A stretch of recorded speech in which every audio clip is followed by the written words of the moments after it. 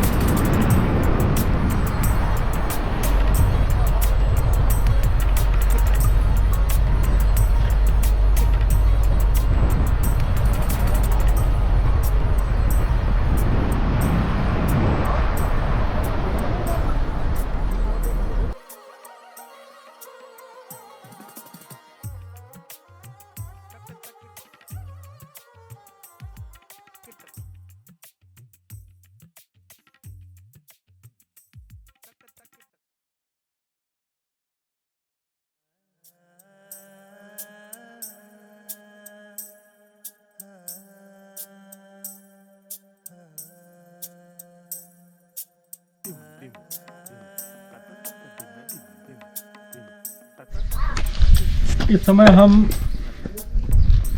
Waste Kameng जिले के Mandla top जो पर्यटन स्थल है वहाँ है और यहाँ पर बौद्ध गुरुओं की और बौद्ध धर्म से जुड़े हुए जो संत रहे हैं उनसे संबंधित ये जगह है। ये जो आप देख रहे हैं ये दीपक जलाने की जगह है।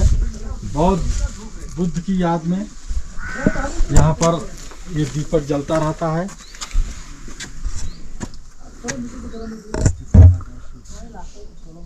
बौद्ध धर्म से जुड़ी हुई परंपराएं हैं। अपदीपो भव, अपने दीपक स्वयं बनो। बुद्ध ने कहा था अपने दीपक स्वयं बनो। तो ज्ञान से स्वयं प्रकाशित होने की बात बौद्ध धर्म में कही गई है। चीज़ों को जानो, चीज़ों को समझो, अनुभव से उसको ग्रहण करिए। बुद्ध धर्म में ये मूल भावनाएं हैं। तो आइए हम चलते हैं मनी जो मंडला में है, देखते हैं। 108 मनियाँ यहाँ हैं, यानी बौद्ध धर्म से जुड़े हुए 108 मंक की, बौद्ध भिक्षुओं की ये स्मृति में बनाया गया है। आइए देखते हैं। इस 108 बौद्ध भिक्षुओं की स्मृति में ये बनाया गया है। आइए और अंदर देखते हैं। ये हवन स्थल है, यहाँ पर हवन आदि किया जाता है। ये पाली लिपि में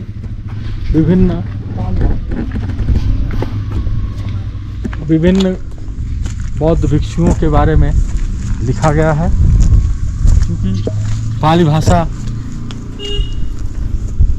प्राचीन भाषा है। बौद्ध धर्म के ग्रंथ पाली भाषा में ही लिखे गए हैं।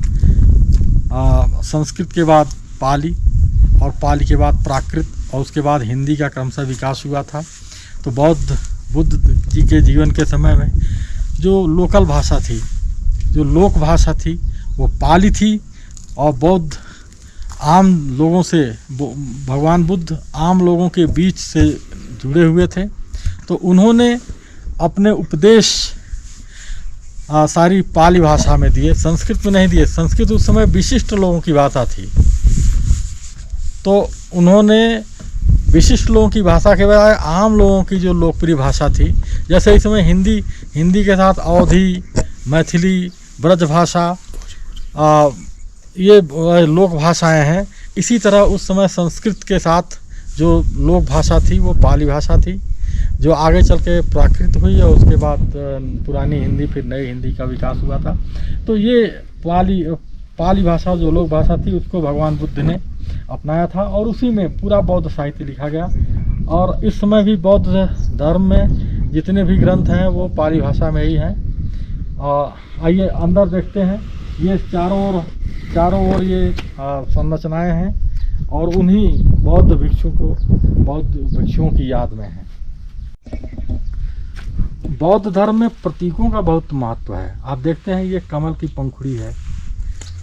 आप यह भी देख लें, यहाँ पर शंख का प्रतीक बनाया गया है, शंख है। यहाँ पर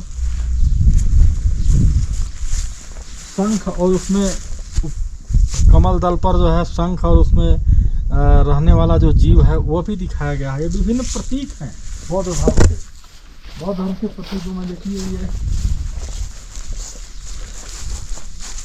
ये हिमशिखर दिखाया गया है और उसके दोनों ओर सांप दिखाया गया है, वो प्रतीक हैं सांपों के। इसी तरह आप देख सकते हैं यहाँ पर अर्ध गोलाकार चंद्राकार आकृति है। तो बौद्ध धर्म में इन प्रतीकों का बहुत महत्व है और इसके दार्शनिक पहलू भी हैं। सांप देखिए ये दिखाया गया है। फिर आप यहाँ देख सकते हैं सांप लपेटे हुए हैं और जीवात्मा, और वो सारे प्रतीक हैं जो हमारे यहाँ हिंदू धर्म माइथोलॉजी में भी है। और वही प्रतीक जो है कुछ बदले हुए रूप में बौद्ध धर्म में भी है। ये आप देख सकते हैं। ये अब हम ऊपर से आपको दिखा रहे हैं। ये जो मनिया हैं चारों ओर आपके, यह गोलाकार आकृति है और उस आकृति के चारदीवारी के बीच में ये विभिन्न मनिया जो 108 संख्या में है। 108 का हमारे हिंदू धर्म में भी और बौद्ध धर्म में भी बहुत महत्व है, आध्यात्मिक महत्व है। इसीलिए आप देखिए 108, 1008, ये बहुत सारी चीज़ें हमारे यहाँ बार बार कही जाती हैं। इनके धार्मिक और आध्यात्मिक महत्व है। तो मंडला टॉप से ये सारी चीज़ें हमने आपको दिखाने के लिए, आप देखिए बीच बीच में किनारे किनारे फ्लैग लगे हुए हैं विभिन्न रंगों के। और ये फ्लैग आपको या न केवल धार्मिक स्थलों पर बल्कि गृहस्थों के, बौद्ध धर्म के जो अनुयायी हैं उनके घरों पर भी ये झंडे लगे रहते हैं। इन झंडों से मान्यता है कि इनको लगाने से हमारे ऊपर ईश्वर की अनुकंपा रहती है, भगवान बुद्ध की अनुकंपा रहती है। और ये आपको झंडे हर घर पे लहराते हुए उस पे प्रेयर दिखाई देंगे हैं, वो हवा के थ्रू और जाता है कि फैलती हैं और ये इन पर ये मान्यता है यहाँ पे कि जो ये झंडे हैं, इन ध्वजों पर बहुत सारे इनमें विभिन्न जो शुभता से जुड़े हुए जो वाक्य हैं वो अंकित रहते हैं। और ये हवा लहराती हुई हवा से ये शब्द वायु के द्वारा प्रसारित होते हैं, जिससे पूरे लोक का, समाज का कल्याण होता है।